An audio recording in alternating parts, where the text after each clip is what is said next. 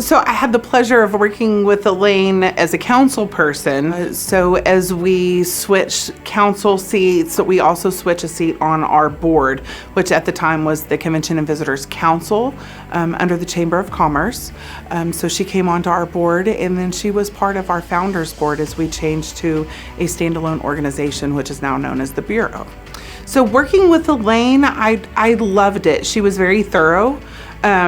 She did not mind slowing the process down a little bit to make sure that her questions were answered, which I always think is wonderful. You want to make sure that the decision makers in the room have the information that they need to fully understand the decisions that they're making. You know, her process in the boardroom was a lot like what you saw at council, public facing. She really dug in. She had a lot of thoughtful questions and feedback. She took the time outside of the meetings to dig into, you know, the information that was sent out in the packets and reports, which we love. So just, I think thoughtful. And during her time on our board, COVID happened. And for us, that was devastating and had a lot of financial repercussions for us for many different reasons. And she carried herself with such grace through those conversations. She really just kept a very professional and even tone with that. And she did not waver from what she thought was right.